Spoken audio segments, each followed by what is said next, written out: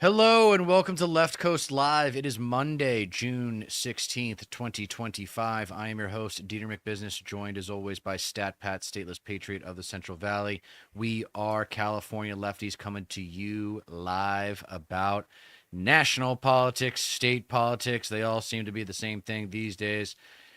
Yeah. The lots going on this weekend. I think there's been a lot of Uh, coverage of it already that our audience has probably already seen. So I kind of like to get a right to it style of connecting with guests when we decide to have guests on shows. So, Stat Pat, or do you have anything you would like to say before we bring in our wonderful guest of this Monday? well, I mean, not anything particularly. Hello, Megan. I'm. Megan's already commenting. Yeah. She says hi as Okay, usual. nice. Yeah. Let's bring it on. I'm actually male loneliness and whatnot. That's actually it's a very interesting topic, especially nowadays. So I'm interested to see how the conversation plays out and learn a little bit about our guest as well. Yeah, with no further ado, please welcome to the show Olivia Talbott from my old LA days. And we have had many a good conversation about the youth vote and understanding it a little bit better, particularly the men, which are obviously much more easy for me to relate to. Although I say that intellectually, and then I listen to you talk about the research, and I'm like, wow, I can't relate to these guys at all. So tell us a little bit about yourself and your area expertise and what everyone should know about the male loneliness epidemic. I have a feeling we're going to get a nice little monologue here. Take it away. Yeah. Yeah. Hi, everybody. This is so fun. Um, my name's Olivia. I have a history in organizing and some activism in LA. I volunteered on both Bernie campaigns. In my early days, I learned a lot through working on a handful of more neoliberal or kind of what I like to call one in particular, who care campaigns. For a city council member, there was a no on building measure where I learned a lot about LA city building ordinances. Yeah, and then I volunteered. I was an organizer with White People for Black Lives for a little while and worked on Measure J. And I run a Wow. small business as a professional astrologer where I do really fun things like look at the birth charts of Israel and sometimes Iran and sometimes different politicians, and also you and your boyfriend. So Yes. Cool. check in about it. Yeah, I'm a fire sign, right? Something like that. Aries, yes, There it Peter is. is Yes. an Aries. I'm sure you can tell. I hope you guys can tell. Yes. His description of the pod really makes that clear. So I Yes. was just Well, reading it. you got to stand out some way. And I also messed around with naming the show a little bit, a couple of different things. One of them was the offensive progressive, but I just decided to go back to my roots with American Wasp because the whole precedent is like, why should you listen to me? And the answer is, if you want to understand the psychology of the ruling class, then you should listen to me. For you, I think you might be the best access point that I've come across for a woman to empathize with what's going on with men, why men are so desperate and retreat intellectually to places like the manosphere with all these douchebags who are obviously to us like losers who want to feel like winners without like doing anything or being anything special. Obviously, it's so fucking transparent. And Yeah. then there's like this Gen Z guys like, oh, these guys are sick. Like these guys are fucking getting laid and disrespecting women and like, why can't I get the women? What's the fuck? What's going on? Yes. Is it Yeah. that simple? I mean, it seems to me like they just got really bad influences. Yeah. Really bad influences. You know what? It's a product of the times. It's a product of failing literacy, which is intentional. And I think AI is a large, overwhelming driving force. And I think the direction of hyper capitalism and corporatization demands that the academically literate who challenge the status quo and the systems at hand, it needs us to tap into TikTok rot brain, which I say as a TikTok influencer. So what shit am I talking really?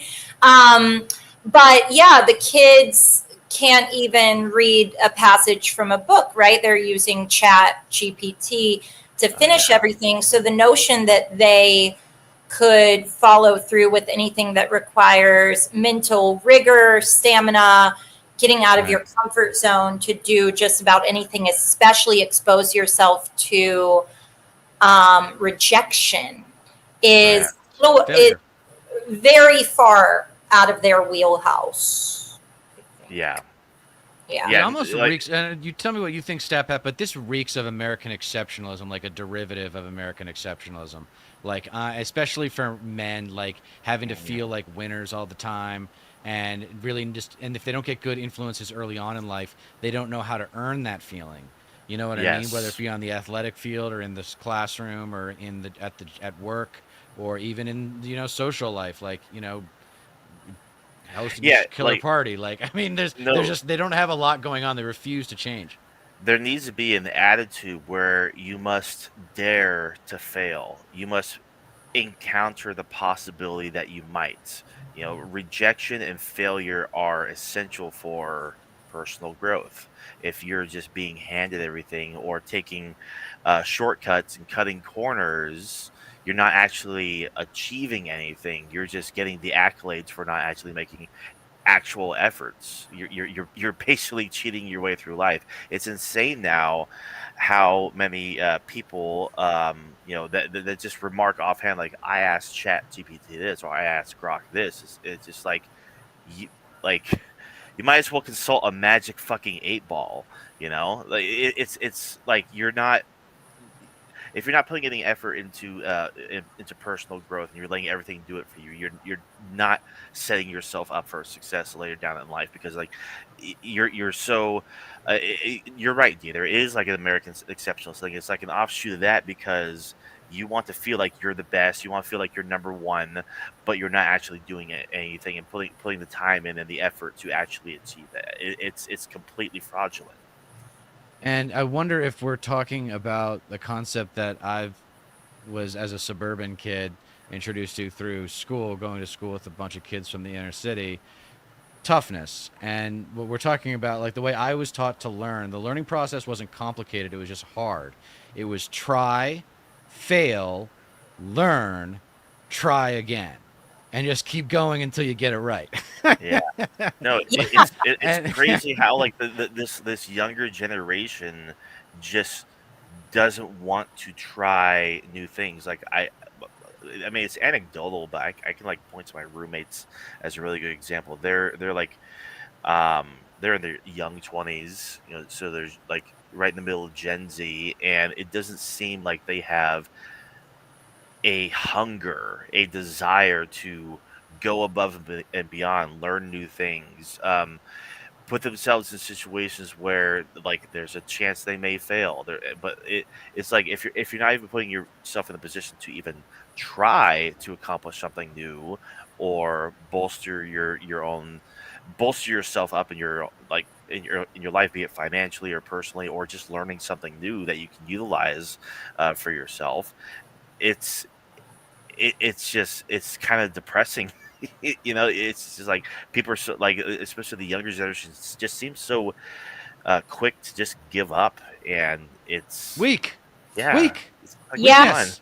Bad parents, no resilience. I mean, the word, the yeah. word, like, and by the way, resiliency is, I know technically a word, but it's not the original word. The original word is just resilience. I see a lot of athletes talk about it. It's our resiliency. It's like, no, it's just resilience. Yeah, Okay, yeah, so it the is. toughness, Yeah. the toughness that we're talking, the word toughness we're here is like intellectually is resilience. It's just being able to try it again after you failed and try to get it right, and then keep Yeah. trying until you get it right. And they don't do that with women because you know, yeah, I mean, this is a direct. You tell me what you think, Olivia.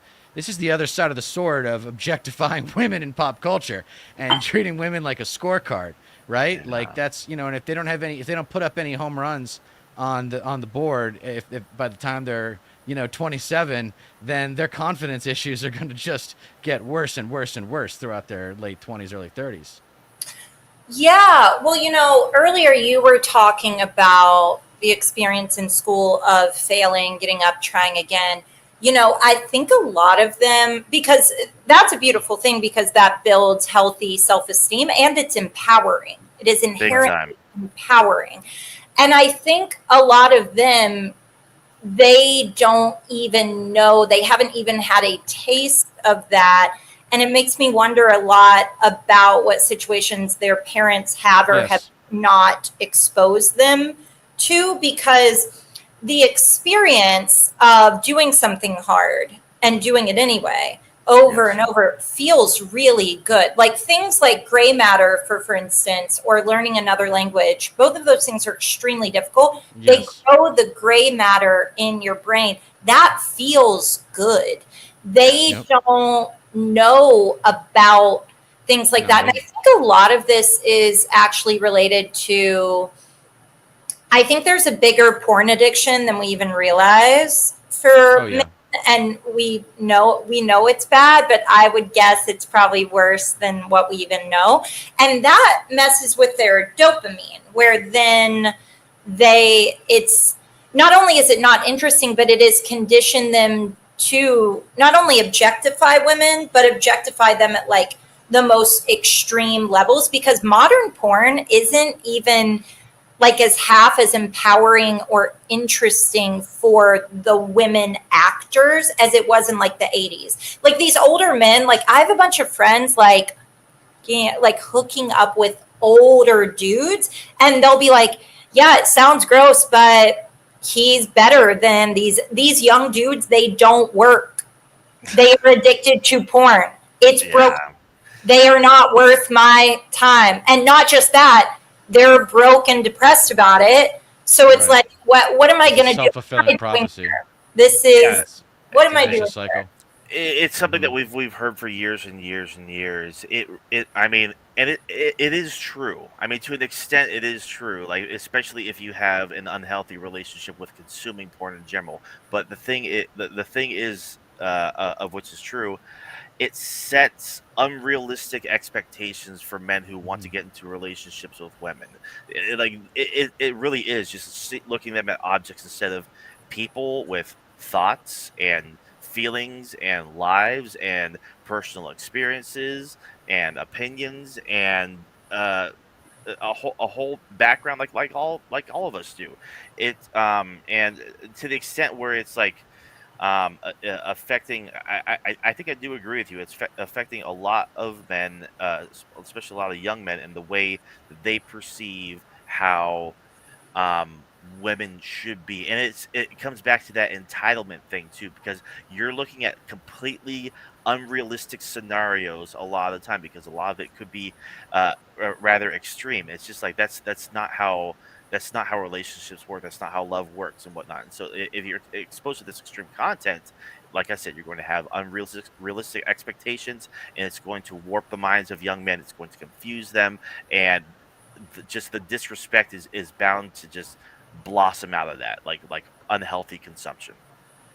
So it's a tragedy because now there are these dating apps which are tools for transcending these difficult times for men who don't know how to attract women, where they could just get online, throw some pictures up, and bit a really honest description of themselves. And I mean, that's the other thing, is it depends on where you live, but if they live in a decently well populated area, if you put in the hustle, if you put in the time, you're going to find some people to go on dates with. You just got to put in the work.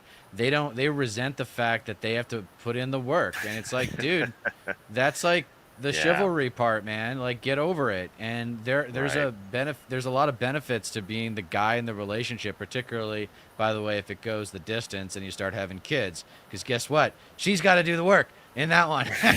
No, and not to sound like old timey about it too, but like there really is something to that like old school mentality of like just basic respect towards women. Like you can hear it in like for example like country music. Like there is a like an ingrained respect to a lot of old school love songs that you hear. Yeah, A I'll lot, call. Wait, hold on though. like Hold on. Let me call out the country music call because like a majority of the country music songs that you're thinking of that you might do that are usually treating the woman as an excuse for the guy to get into a fight with another guy. that well, yeah, there is that too, but and there's also just like the sad like tear in your beer. It's just like I treated her wrong and I feel so bad.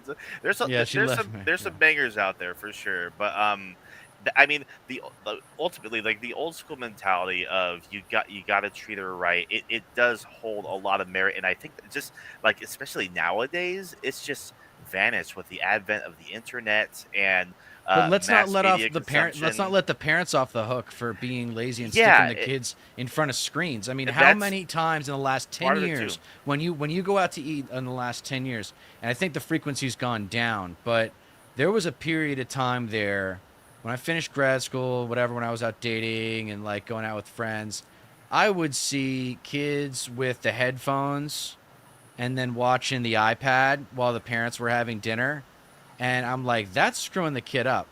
I don't know how Yeah, exactly, but that's you got screwing the kid up. you got to Like have it's connection. and Like if I could, I remember when I was dating back in the day before I found my now wife.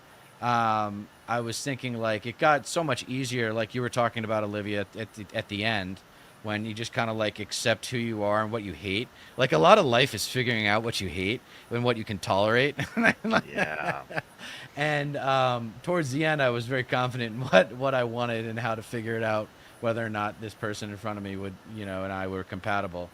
Um, and I think these guys like never got the advice, the older brother advice that I wish I had gotten, yeah, me which too. is just shut up and listen. Like, Hmm. don't worry about responding. Don't worry about coming up and being impressive because that's the definition of a douchebag, right? Is a guy that's trying to act like he's more badass than he is and front like he's special instead of just kind of letting it speak for himself. And that's the thing that I wish I could have gone back and told myself in my 20s when I was dating was like, dude, just listen and the answer will come and you'll figure out whether or not you're supposed to be together. And the other side of that is if you fail, if it doesn't work out, then you've that come that much closer to figuring out what you do want. They don't look at it as an exploratory process, dating that is. They look at it as like a conquest. You know what I Yeah, mean? like a reward at the end of the tunnel. Yeah, like a game. Or, yeah, they're terrified of rejection because they don't know the benefits of how good it can feel to pick yourself up and keep going. But I think, something I like to think about a lot, and me and the geese at the watering hole like to talk about, because most of my friends are single, is how, like, as horrifying as the time we're living through is in terms of the presumed gender wars or whatever the fuck is going on with men. Yeah, It's also like a really exciting and incredible time to be alive because this is the first time in history, like if you guys really start thinking about it, that if a woman is with you, she's choosing you. She's not choosing the necessity of safety and security. Now, it helps if you bring that to the table, and that's why we have a large cultural movement, which I totally respect, of sprinkle, sprinkle women who are like, if he doesn't have a bag, I'm not rolling with this motherfucker because I can make my own. Like, what does he bring to my table, right? And that's a yeah. reasonably sound, sane argument to make. And cheers to those women. Cheers to all women. Cheers to those women. But I think if men chose to view it as, wow, a lot more men are single now than ever have been. But also, just like since the beginning of time, men are still fucking dead bodies, men that work in that industry. men are still fucking turkeys that they work with and animals that we are eating. Like there are men that are fucking those animals that we are consuming while working with them. What? Yes, that's who men are and who men have always been since the beginning of time. So if a lot of men sit with, damn, a I lot of learned something single, today. but also like a lot of men since forever have been freaks, pedos, psychos.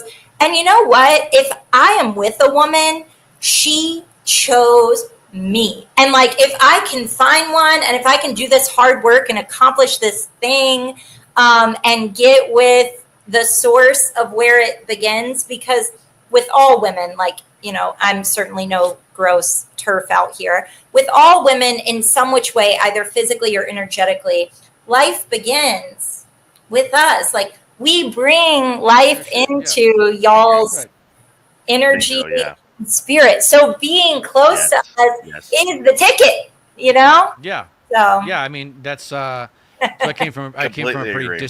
I came from a pretty dysfunctional household, and my brothers and I always dreamed of having a sister because she could have gotten my dad to stop yelling and my mom to stop talking about Jesus. And it's Yeah. because I mean you have to, like, if they're your blood, then you're gonna listen to them, um, and that's why I always feel like there's that show. Well, quick tangent, really quick. Have you guys watched Friends and Neighbors on Apple TV Plus? No, I have All not. right, check it out. looking it up Check right it out. now. Yeah, it's with John Hamm. It's pretty Oh, great. I saw it. Yeah. Isn't it? Yeah, It's a comedy, right? It's like a. it's a dark comedy, I would call it. Dark comedy crime. Dark comedy crime. Yeah, something like that. But anyway, there's a sister character in there that is just fantastic. I'm like, even though she's so fucked up, she's bipolar, like a really bad bipolar, um and she grows a lot over the course of the season, and you're like, man, I wish I had someone like that. Like, she's really loyal, and even though she's fucked up, that would have been cool.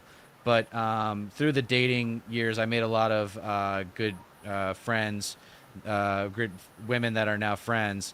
So I was grateful for those days because, guys who are older than me, I'm right on the border. I just turned 41, and guys who are older than me really missed the swiping culture, and guys who are younger than me were like right in the thick of it. And I feel like if you miss that wave, it's funny. It's just like, it's so funny the way you talk about with the data, and you're explaining and laying out all the psychology of it pretty clearly. And I'm just like, with the dating apps, there's just no fucking excuse. Like, it's like, I just don't understand. And the internet, like, there's so many good gurus out there that can, like, women who can, like, here's how to talk to women. Like, go get on YouTube and, like, find For them. real. I've Is actually it really that hard to just research, like, how women operate? And it really is just listening. I mean, it really is just paying attention and listening. Yeah, I Like, mean, it if really you're just if you're comes gonna down to sit that one behavioral thing. if you're gonna sit there and listen to like a bunch of dude bros in a circle like talk on a podcast, it shouldn't be that hard to listen to women like sit around on the podcast and like listen to like what they're looking for, what makes them tick, and how like a relationship with them could or should work out. Yeah, it really does just come down to listening. And I'm so grateful in my early 20s, I did date someone who really did just like kind of shake me awake and just make me see, like it just woke me up basically, like treat just see women as people, and just listen to what they had to say, like with like like I said before, backstories, feelings, opinions, and it's such a simple thing, yet so like there's just too many men who don't have who haven't been exposed to that like sort of empathy yet. Like just put yourself in someone else's shoes. It doesn't even have to be a woman. Just like understand where someone else is coming from. Meet them at their level. You know. Yeah, it's weird because men, it's almost as if they don't look around society and clock what's around, because it's very clear in both the data and just general observations that the happiest men that statistically also live the longest are married, committed men that give their lives to a woman. Like almost every man I've dated, I mean, outside of one shorter term relationship, have been very good men, like the pinnacle of what the options are.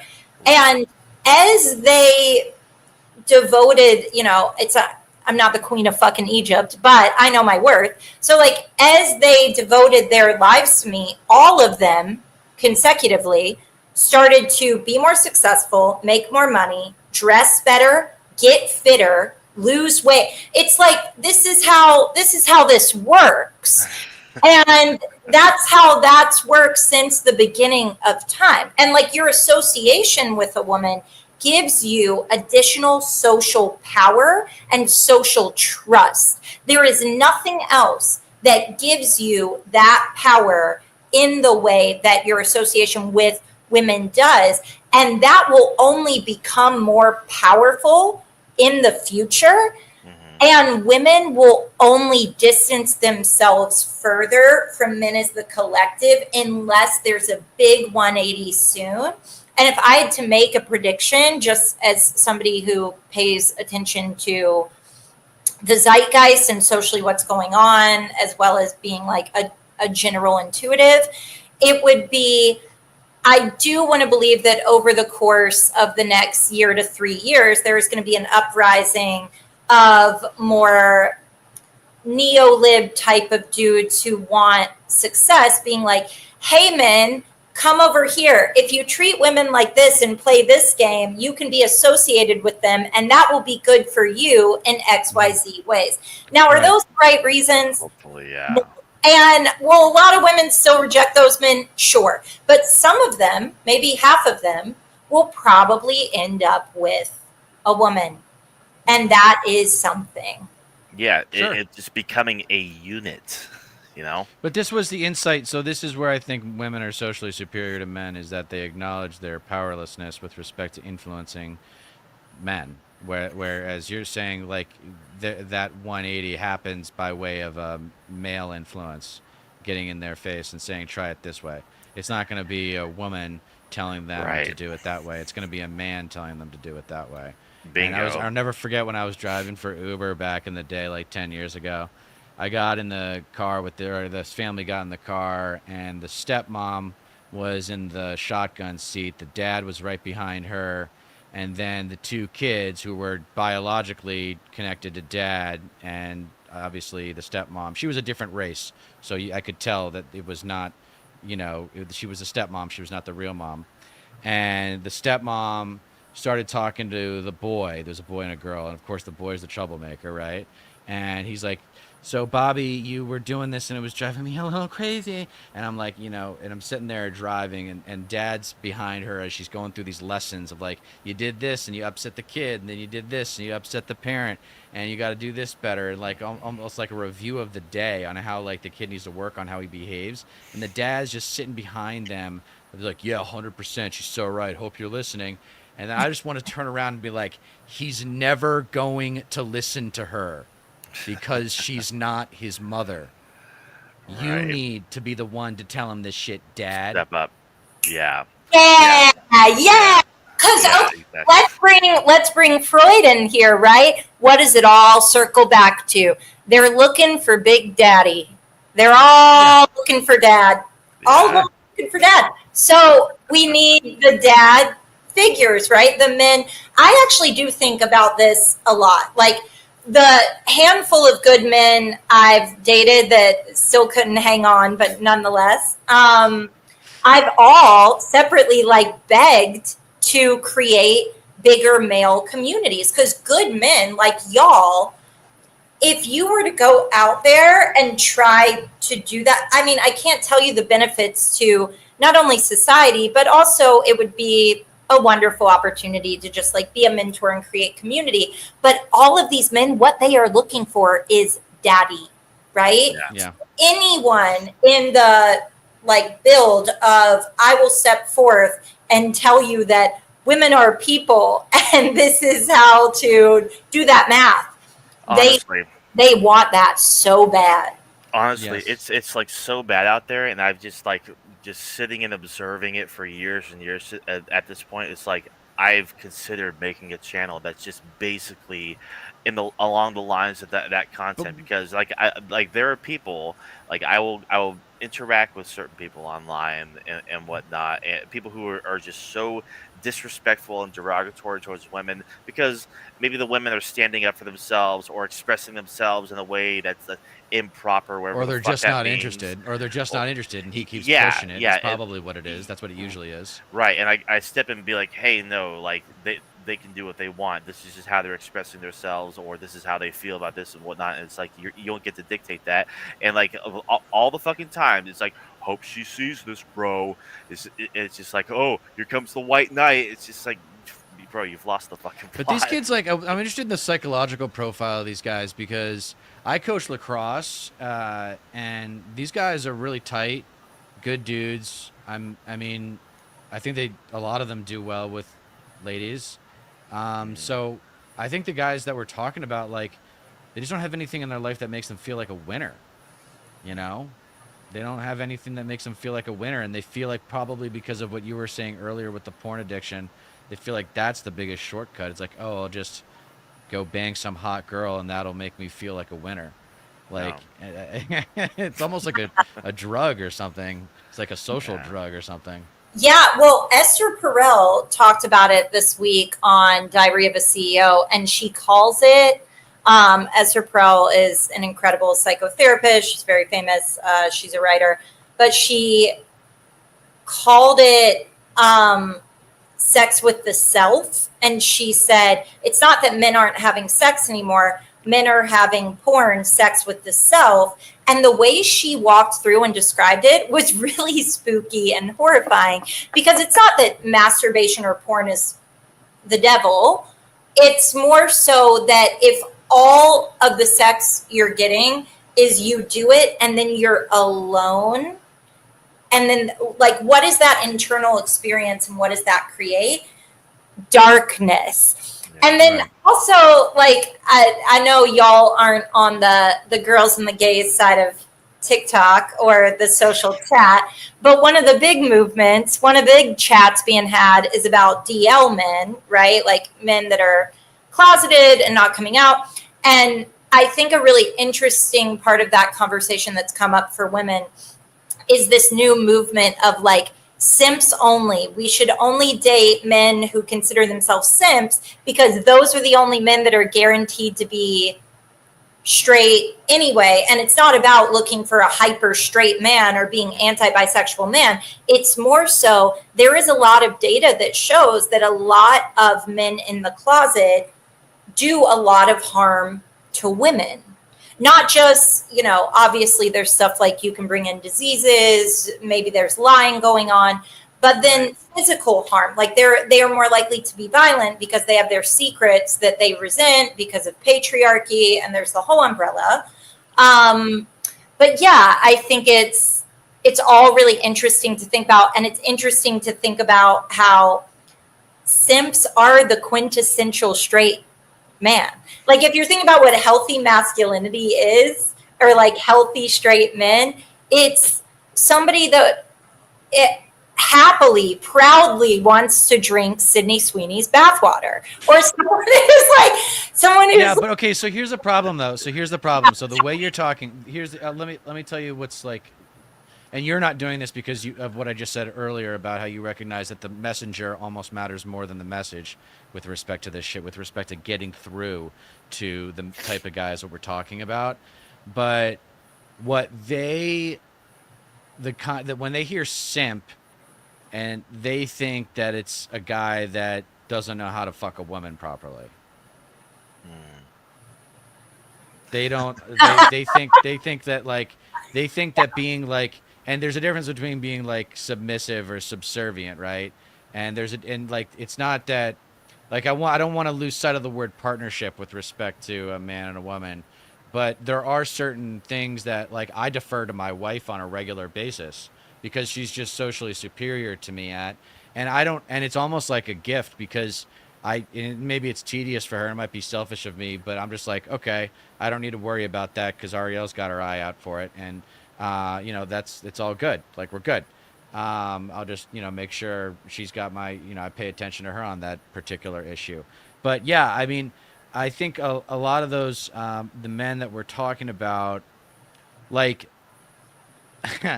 there's the the sex skills are hurt by the porn. They're not helped by the porn because it's only porn, right? Right. Like, unless they're Unrealistic watching expectations. certain kinds of, like, like certain, like, passionate, connected sex in the search menu or something, Yeah. like, unless they're watching that kind of porn, then I think it's not going to really help them make a woman orgasm, which is what men should take pride in sexually. Like, Or feel like connected with them and engaged with but them that's and how. But loved that's and how. It's the same appreciated. thing. I mean, it's Yeah. the result. It's just the process by way of the versus the result. You Right. know. Yeah. So what do Yeah, you think of that, and that Olivia? brings us like the misunderstanding is so interesting to think about because I wouldn't say I don't know the answer. I would say I know the answer. I just have no power to solve it. But that is an intentional algorithm issue, right?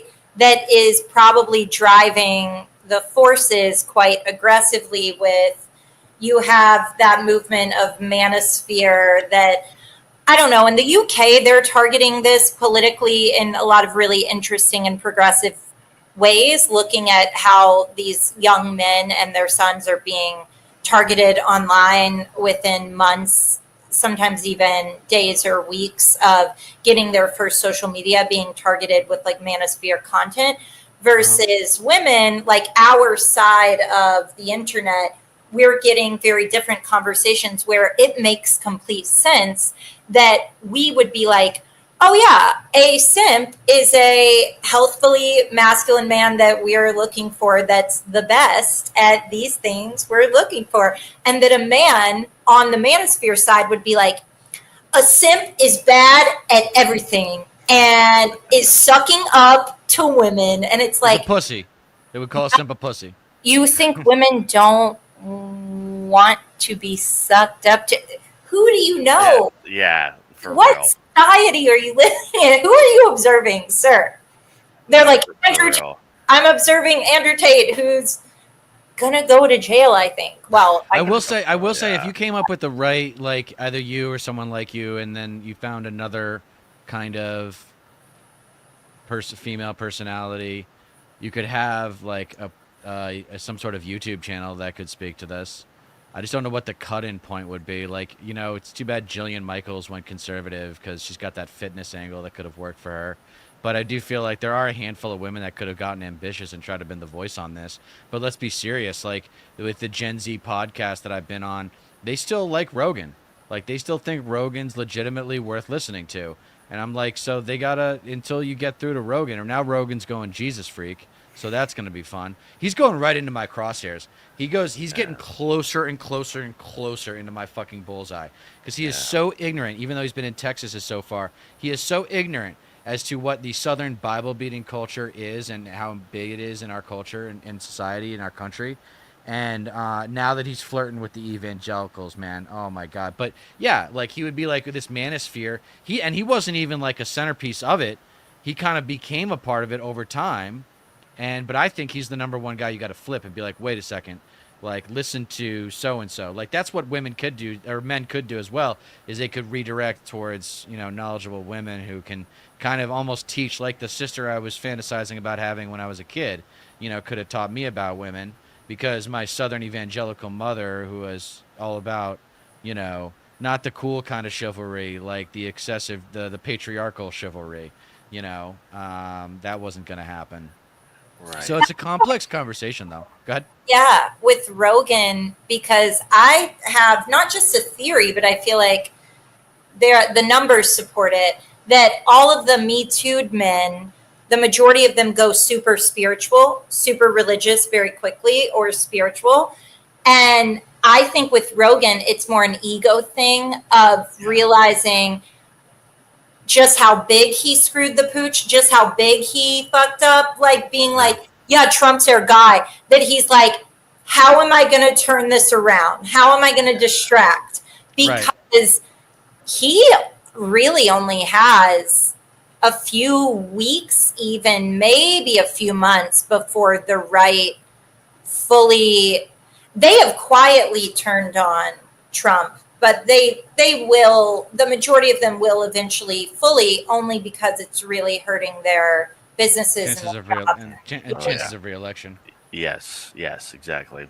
Yeah, Yeah. I couldn't agree more. And it's crazy too because like that whole part of the internet, that whole part of what have you, name your social media site, it's just filled with people who regurgitate incel content and the manosphere, the bro stuff, the anti-women shit, and it's crazy how pervasive it is because I actually got into it with a page on Facebook that was basically like full on women shouldn't have the right to vote kind of thing, that kind of garbage, and I got into it with one of the admins, and it's just like if like you're just perpetuating misery. Like you're a miserable person, so you feel like you need to post all this bullshit, and like yeah, I'm immune to it because I'm clearly happier than you are, and I don't see women as the enemy and shit. And it's actually kind of crazy how like because I kept on engaging with this page, it didn't take long for incel content to pop up on my algorithms, not just on Facebook but on YouTube as well. It was like clearly videos that were recommended that like were like the clickbaity kind of videos that are designed to make you think, oh, look at this crazy woman, how she reacts to uh this sensible man on give so and so topic or issue and whatnot. And it's just like that kind of content's fucking everywhere.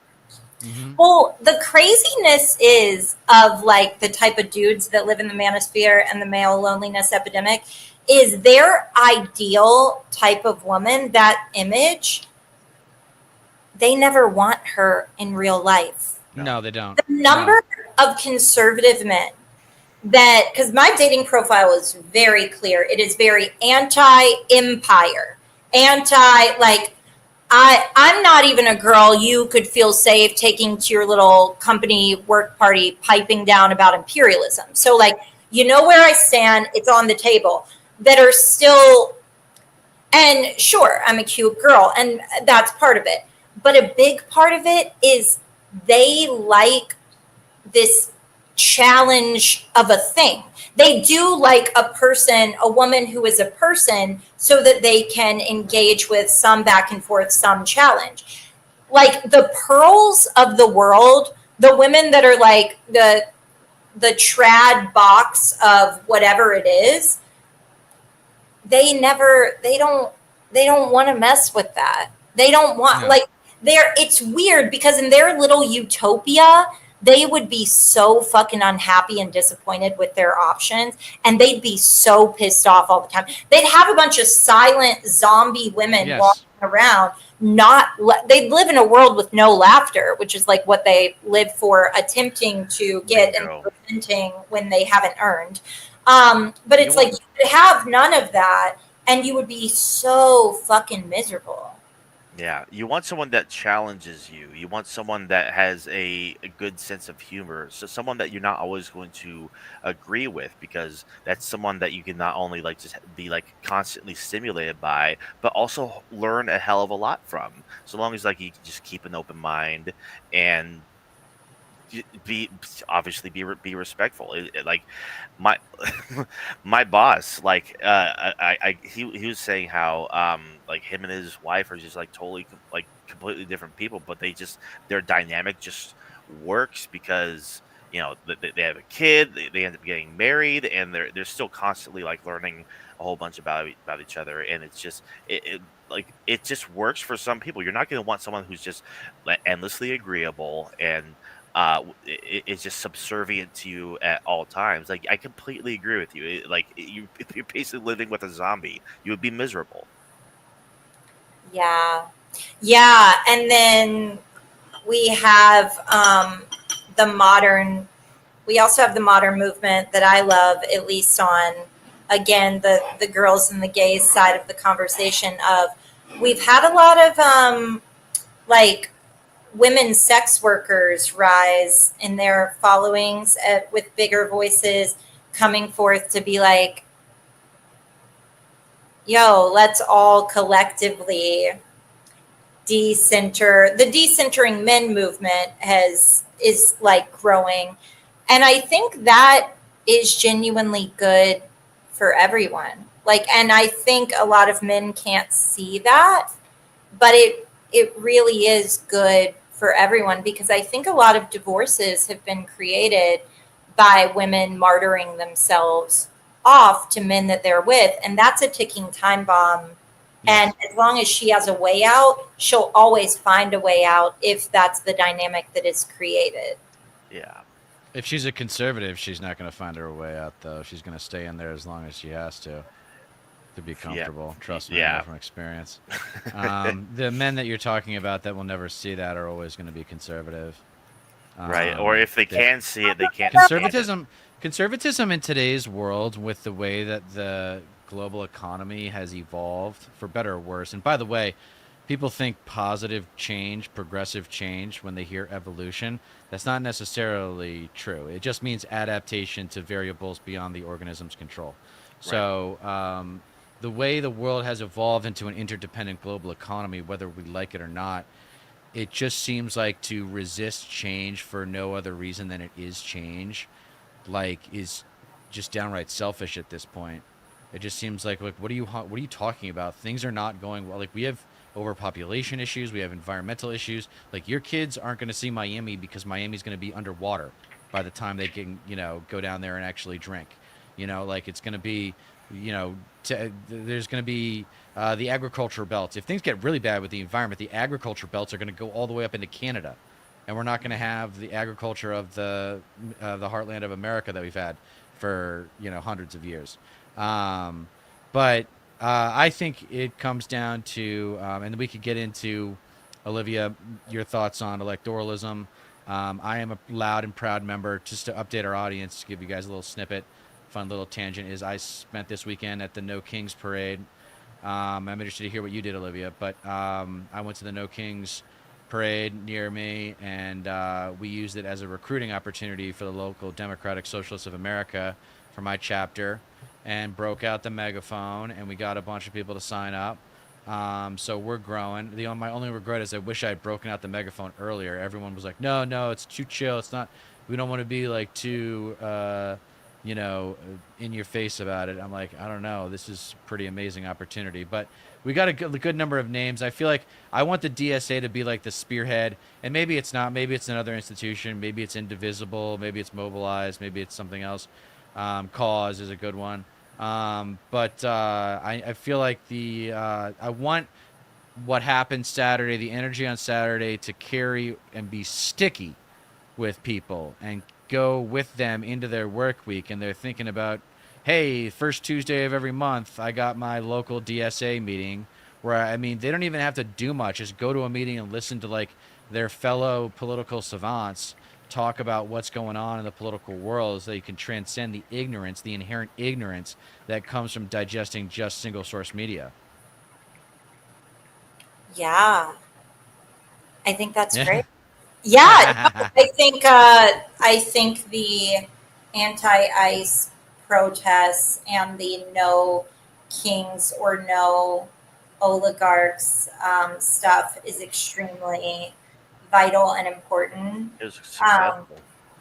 yeah, I was just learning this morning how I think some of the corporate media, like, I didn't realize probably helped spearhead the like no king stuff, because I think we all had a lot of fun with it, but I think it serves them a lot more than no oligarchs. Because there was somebody that tweeted, my country definitely has a king and we don't have a quarter of the oligarchs running shit that y'all do. And I was Right. like, that's Right. true.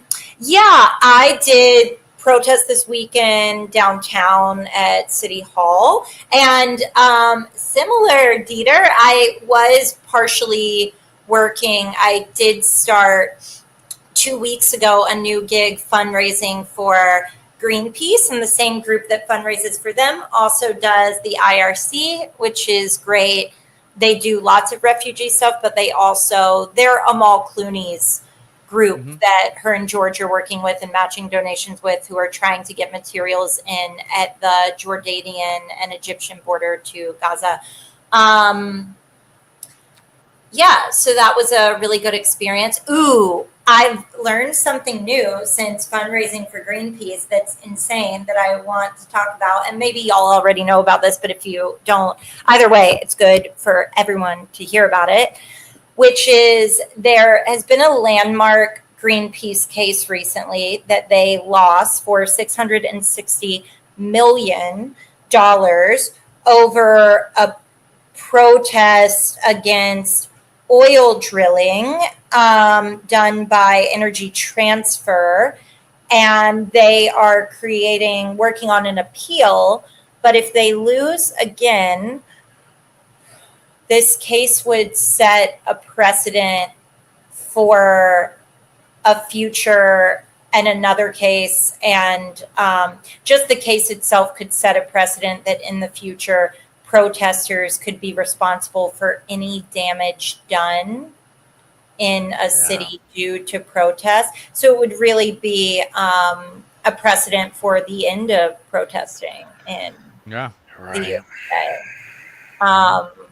So yeah, if anybody wants to hit me up, Olivia Talbott, about donating even just $25, $30 a month to Greenpeace, help fight that lawsuit. I'm at Instagram, the Olivia Hope, and my website, millennialastrologer.com, if you want to book. And I'm on TikTok, the Malefic Woman. Malefic. At root in ancient Greek being male, bad. I'm the bad woman. So are you, Dieter, because you're an Aries. Scorpio, Aries, ruled by Mars. Aries, the god of war. We're fighters. Yes. We're Yes. fighters. Sap I was hat. also Yeah. I, I am I was also born in a storm too, so I'm stormborn. So hey, that's another. I have magical powers. Go ahead, Step Hat. I'm a What's your I'm a sign? July Cancer, You're a Wait, Cancer. what day? the 10th. Oh, good. What day are you, Dieter? 31st. 1 and 4. You guys are so ambitious. Look at you on here. So ambitious. I love it. This is good. This is exactly what you're supposed to be doing. Wow. Have you taken a look at my essays yet? Numerology is real. No, wait. Did you email them to me? Where am I supposed to No, find? no, no. I'll send you a couple essays because that's what I'm proud of the most. And I'm doing I'm on a platform now called This Space every Wednesday at 4 o'clock Pacific. That I'll send you a link to because I might have you on there at some point as well. But yeah, the alternative media space, I think that the left is going to grow quite a bit. But the problem with the left has always been unity. It's just like that's the price you pay for a diverse coalition, and that's why like I've said it before. I think I told you this. Like politics is Star Trek, politics is Star Wars, policy is Star Trek, political marketing is Jurassic Park. Jurassic Park. And I think that in terms of political marketing, like why can't we get everybody unite behind FDR's second Bill of Rights and just start there? And just be like, this is the new standard. This is until all of these things that he mentioned in this then is done, then we have more work to do. And that's how I think we can get neo-libs on board, especially with the issue of healthcare. I mean, the healthcare is just so ridiculous. I'm dropping $2,000 a month on my healthcare premiums, and I mean, I know that's not, and it's actually worse sometimes than that for a lot of people too, with families of four and stuff like that who have to get individual insurance. It's a nightmare. It's just like what lefty, what Democrat at this point is going to be against universal health care? What are they going to have How are they going to have a problem? Are they still caught up in this, like, how are we going to pay for it argument? Are they still caught up in this? Can they Yeah. be? I mean, it's like, Right. fuck you, dude.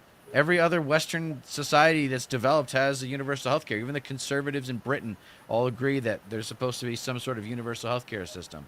So I'm optimistic about the pendulum swinging back the other way. I think the extent to which it does swing back the other way will depend on the internal politics of the Democratic Party. And by that, I mean, do we leapfrog Gen Xers and go right to millennials as quickly as possible? Because I see Ken Martin, who's the head of the DNC right now, as just a, and you let me know if this is offensive, but he's a complete pussy. Like, he was caught crying on a call with David Hogg because of the position that David Hogg had put him in. It's like, dude, this kid's 27 and he's trying to rally up attention. And by the way, his idea was incredibly popular. It garnered a ton of attention when it was presented to the public, and you just stifled that. And so maybe it's you who needs to look in the mirror and figure out whether or not you measure up to the job. Because, you're saying, like, you don't want to do this anymore. Don't do it. Get the fuck out of the way. Yeah. Bring me killers. Enough of the softies. No more Mr. Nice Guy. That's one thing I think the left can unite around, is no more Mr. Nice Guy. Is this, and you let me know what you think of this, Olivia, whereas like the left's narcissism is ubiquitous equality. Right? Equality is a double-edged sword. On the one side, the good side that we all want, equal opportunity society. That's the goal. Equal opportunity society. That's what we're all working for. On the other side of that is equality is equality in the methodology, where anybody can be a good political leader and anybody can do this and anybody can that. It's like, no, I want competitors. If they're artistic, that's cool, but they got to hate losing. And they got to hate MAGA, and they got to be in touch with their hatred, because there's nothing wrong with hating evil. There's nothing wrong with hating genocide. There's nothing wrong with hating child slavery and, all sorts of fucking prostitution that comes around the world. The world's an ugly place. It's not going to get any better by not looking at the ugly parts. That's one thing the evangelicals, like, really struggle with, and you can always get them on. It's like, oh, it's icky. It's icky. I don't want to think about it. It's too icky. And it's like, well, how the hell is it going to get better if you don't look at it? You got to look at the problem. You got to define the problem. You got to face the problems of the day, even if they're not your own. But we're entitled here because of our entertainment culture to think that we don't have to be uncomfortable. It's like, no, when you're uncomfortable, that's the most important time. That's when you get real with. That's when you figure out what you're made of. It's not when things go right. Any idiot can go through a sequence of events where things go well and they get what they want. No, the sequence of events that matters is the one that involves hardship and unexpected variables presenting themselves. And a lot of, like, this circling back to the male loneliness and trying to understand these poor guys that we want to help them. We want to help them, but I don't have the platform to get through to them. I think if I could get time with them and get their attention, I could get their respect and then their trust and then be able to influence them eventually. But they really need someone to supplant Rogan as, like, the next, great masculine voice. Because, I don't know. I don't know who it's going to be, but it's some. You know what? I think the conclusion of this show is the opportunity is right there. Somebody could step up and fill this void right now if they put the right message together. Yeah, I think it's an incredible underpinning, just running with the message across the board in an intersectional way, that leaning into what is most uncomfortable is most fulfilling and most rewarding. Because I was thinking when I was listening to everything you were saying, because there were so many places we went, but you mentioned like conservative women, you mentioned so many different things. I was thinking about even the culture of the modern wealthy don't know how to live in uncomfortable spaces. Like a lot of really wealthy women, like, drug themselves to death every day with anti-anxiety. Yeah. So, like, you can't, not that people don't need that. Pharmaceuticals are completely legitimate if prescribed to you and seen as a necessity or beneficial. However, like, the type of drugging oneself out of giving a shit about anything going on around you or engaging with it or learning about it is crazy. And it is uniquely American. I'm not saying it doesn't go on other places, but it's such a huge part of our culture. Even stuff like Ozempic for regular people as opposed to people with diabetes. It's like that drug can be extremely beneficial for people like addicts or people with diabetes. But other than that, not only does it just make random people who just want to be thinner, sure, but it kills a lot of the joy receptors in their brain, but they still take it because the alternative is like the alternative to all of these things is do something hard that feels like shit but is rewarding. Learn about a genocide and dead kids under rubble that you Right. funding as a person who believes in Jesus Christ, who hated nothing more than the rich man who would get through heaven easier than the wait, what's the verse? Oh, There's the eye through It, the needle through the eye of the it's yeah easier. It's camel easier to through fit the a eye of a camel needle. through the eye yeah. of the needle. So it's like he loved sex workers, he hated the rich so fucking much, and you just don't want to give a shit about that as a Christian. It's No, bizarre. Trump is the new Well, Jesus. remember, these are not like it's easy to get lost in insanity, right? I mean, that's why Uh, insanity wins, is because it's just chaos. It's just variable, getting thrown at you all the time, and yep. that's what Steve Bannon's machine is doing, has been doing for a while now, and it's what they do rhetorically, culturally, and politically, and that's why I just try to establish rhetorical anchors for people to kind of maintain, like, yes, I'm in the right, they are wrong, they are white trash idiots, bullies, and cowards, they are in the service of evil, they, even though that might not make them evil, they are the problem, Mhm. and one of the ways to do that based, from what you were just saying, is they're children, right? You say it's bizarre, it's childish. It's actually childish that they don't do their homework. And they're like, wait a second, Jesus hated the rich, so why am I listening to Joel Osteen, who has 3 different private jets and whatever? You know, like, Yeah. why is this guy stupid rich? Shouldn't he be like living a really humble life? Like, say what you would about the Catholics. The aesthetic is ostentatious of like the buildings and stuff, but the garb is nice and humble. It shows their humility and their commitment to community. That's one thing that, like, everyone kind of, it's okay to hate on the straight white man these days, and I get it. It's like it's retribution, not revenge, or sometimes it is revenge. When it's revenge, it's a negative thing. When it's retribution, it's a justifiable and understandable thing. But I would just encourage people to separate the straight white Protestant from the straight white Catholic, because in terms of the political history of America, my people matter more than anyone else's by a long shot. And it's a level of granularity that I don't think people bring to the history of understanding why these institutions are the way that they are, right? Like, Yeah. it's easy. A lot of people will do that with Hollywood. How did the history of Hollywood? Because that's interesting and fascinating, whatever.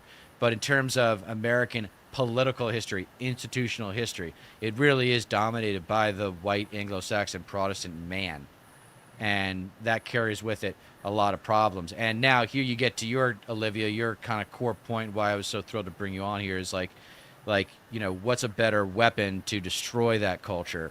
Someone outside it criticizing it, or someone that came from the culture and knows it better than it knows itself? Like, I can destroy, I can expose Christian hypocrisy easily because, like Stat Pat was reacting to last week, I know the damn texts.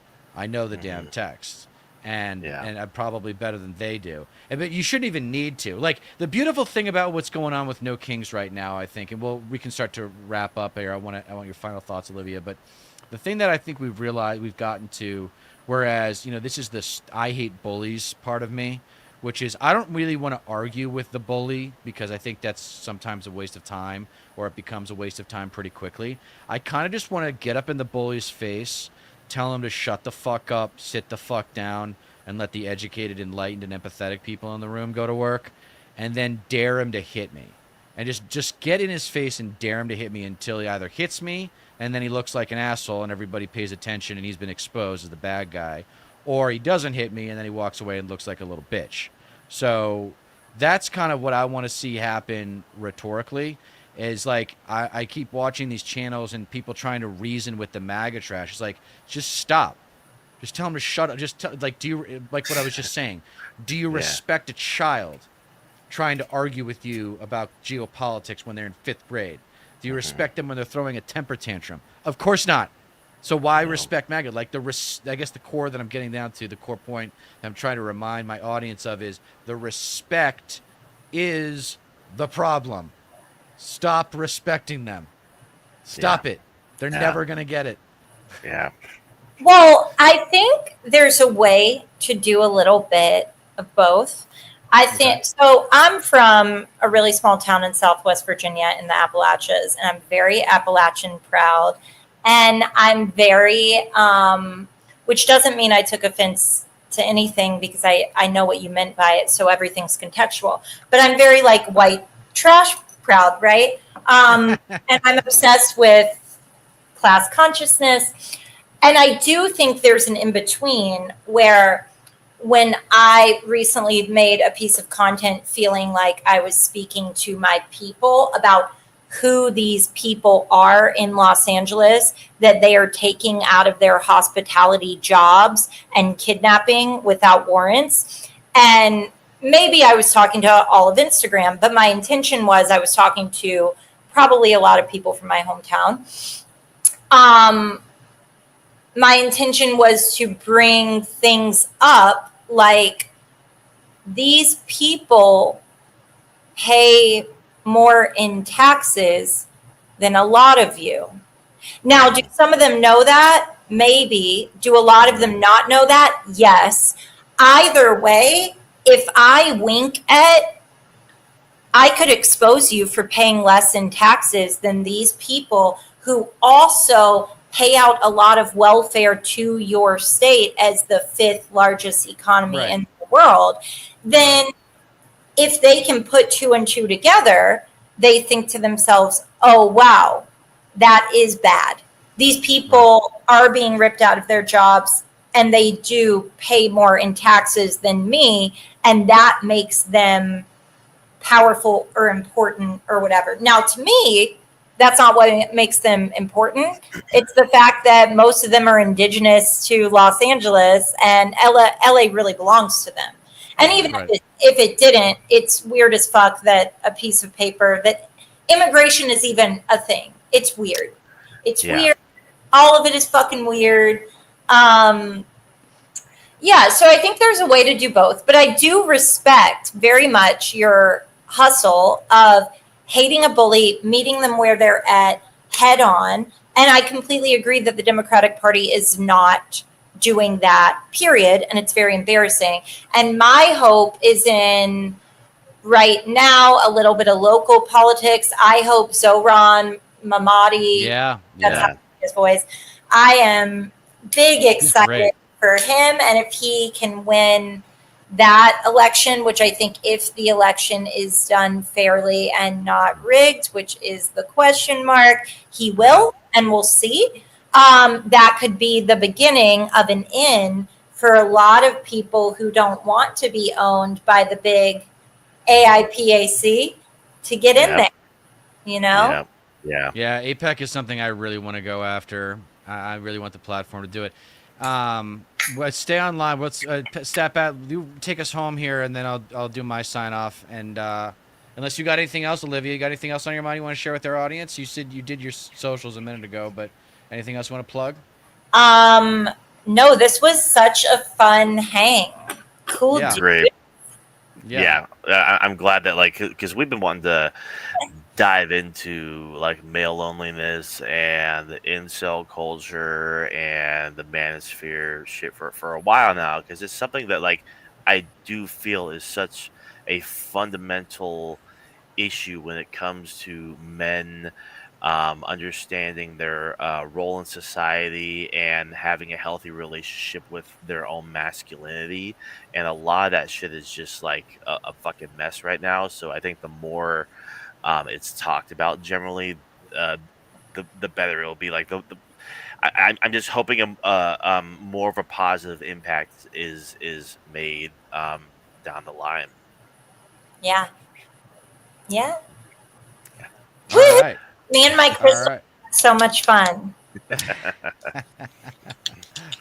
Nice. Hell All yeah. right. Well, Olivia, thank you so much for joining us for Stat Pat Stateless Patriot. I am your host, Dieter McBusiness. This is Left Coast Live, and we will always remind you at American Wasp that you don't get change in America by asking nicely.